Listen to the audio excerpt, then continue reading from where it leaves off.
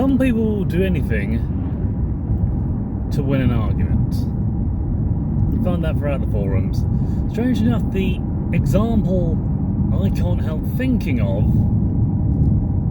most often in this case, is actually Cell's Sword Arts. I think his name's Dave. Yes, he's the one that fought against Shad from Shadiversity.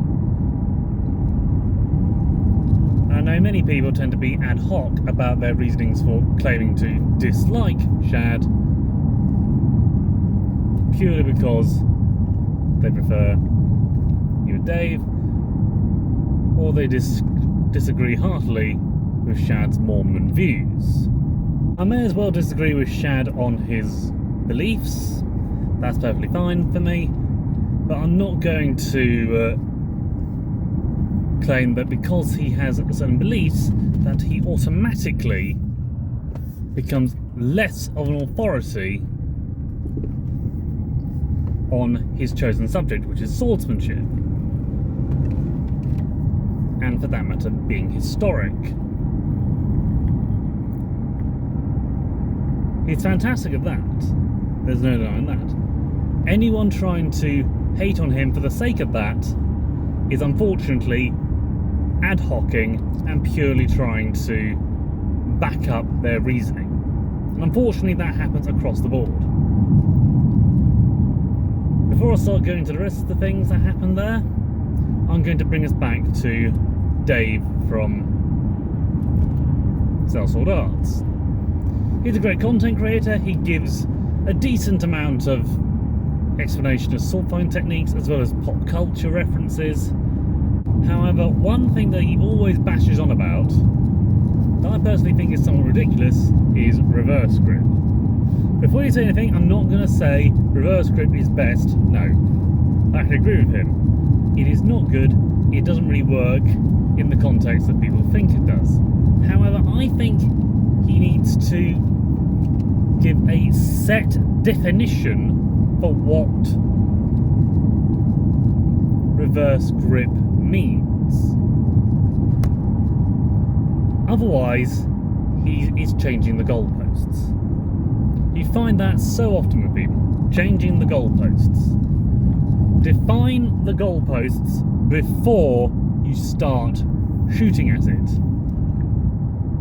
or before you start defending it.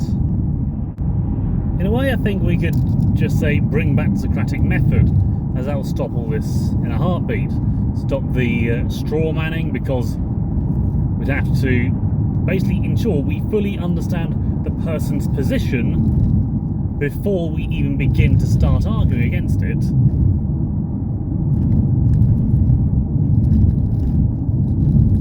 And, more importantly, we'll be able to see what goals they are defending before we can start attacking them. Why do I bring this up? Well, because I've seen so many references to David doing reverse grip stuff, and then pointing out that some things I have reverse grip constantly, like say the kukri, or the karambit. That's what I meant. Yes. See, I like to hold knives. But the karambit is designed to be held with the blade below the fist, essentially a punching dagger. There are blades like that as well, like the rondel, you could say. There's more designed to be held with the blade pointing downwards from the fist, and the dirk as well. So, does that mean that reverse grip for them is their normal grip? Or is reverse grip for them what we call as standard or point forward grip? I've yet to see a video where he's explained that, and to be honest, it could be that it's just buried in his archives and so many videos get posted every day I can't see them all. But if you're going to be bashing on about a subject constantly, you need to actually make sure you're defining what you're defending. Otherwise, someone will try taking a very cheap shot. You see that a lot in religious circles, as you'd expect me to say. That just the other day, at time recording, someone was trying to do the classic argument of religious people are more evil than atheists. People will point out that certain communists were atheists, and then they'll say, oh, Stalin was actually a seminary boy.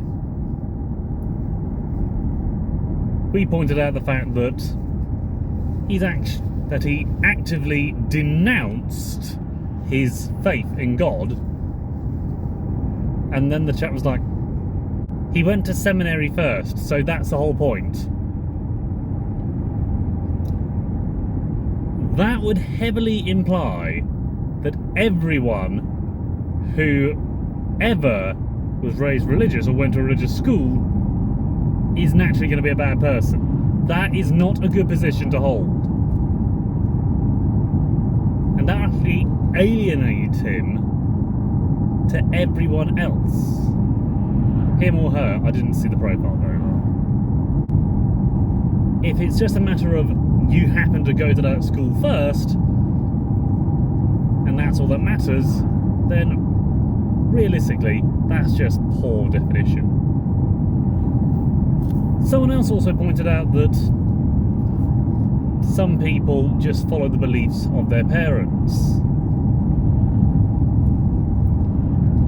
To which I would simply say, it also so happens that we speak the language of our parents. And generally speaking, we will continue speaking in that language until the end of our lives. Or quite often, we stay in the same place that our parents do. In fact, there are some places where you stay in the village that your parents lived. There are areas of Yorkshire and Gloucestershire where that is very much the case. And I wouldn't be at all surprised that's the case in Scotland as well. Quite possibly you'll find the same in America too. That is not so much an argument against God, because humans will naturally gravitate to something they understand more. Our understanding of God is based entirely on what we experience of Him. So saying that we will be static in one sense but fluid in another, namely we will stick to our parents' beliefs, but so happen to others might be deviant and believe in something completely different. The moment you see that people's minds will change subtly, you can see how religion will branch into many different branches. And you see that with atheism as well. True, you'll say that atheism is not a unified church, if you'll pardon the pun. But the whole idea is that you don't believe in God. Surely it's a bit more static, if you will. Not really. Humans will naturally change. Humans will naturally try and be different, or try to find things by their own explanation. They may nucleate people who are like-minded. And that's how different groups, churches, philosophies and so forth build up over time. From a personal to a collective, then to an expansive one. Some people will just say that because religion is bad, or they've had a bad experience of religion, they will always find a reference that is always going to be negative. Unfortunately, that is just going to be the case. Call it a confirmation bias, if you will. But if you naturally want to find something in something, you're going to find it. It's just the way people's minds work. Pattern recognition, you can call it, I suppose. In my case, I see God as a practical being, and I can see many references to that cropping up throughout the Bible. I don't actively go looking for it in most cases. Often people will just point out things that don't seem to match their point of view in my perspective. So I look at it and see, actually, that more comes in line with my view that God is practical. For example, when Jesus spoke about the disciples taking grain on the Sabbath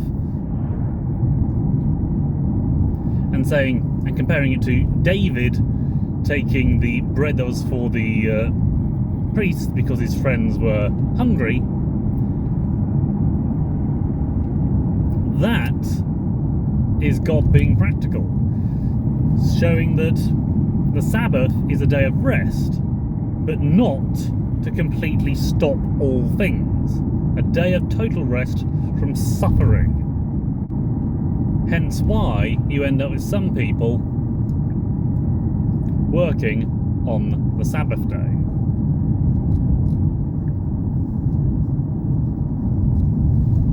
Because sooner or later, someone is going to need to be doing something on the day of rest, because someone can't be restful in that state. This does end up being coerced by capitalism to the point where no one gets any rest at all, as my partner is finding out in the final stage of her pregnancy. You'll also find people just throwing out bad arguments because that could be just what they think, could be what they believe, and so forth. Trying to back it up constantly, and realistically, it just doesn't work.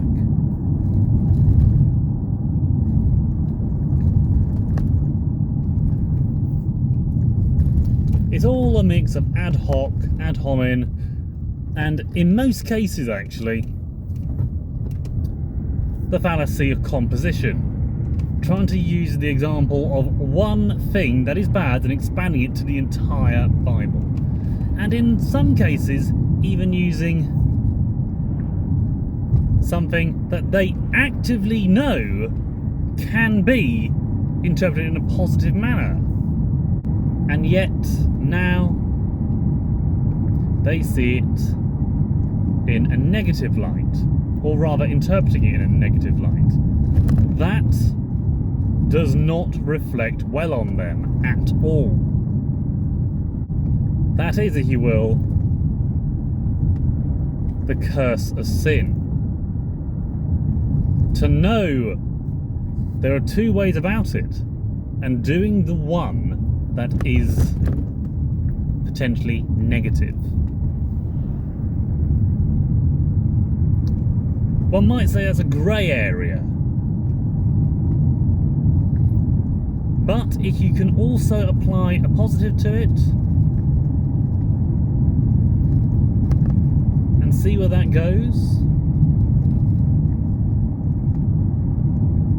go with it. Don't actively try to bash on a negative just because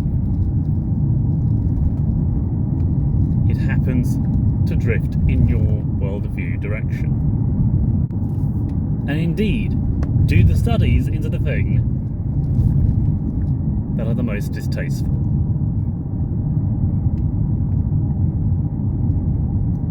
So establish the goal you're defending and see what your opponent is trying to say before you tell them what they are trying to say instead. Use the Socratic method.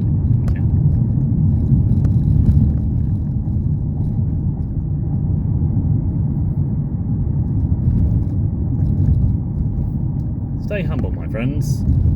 Stay safe, and God be with you.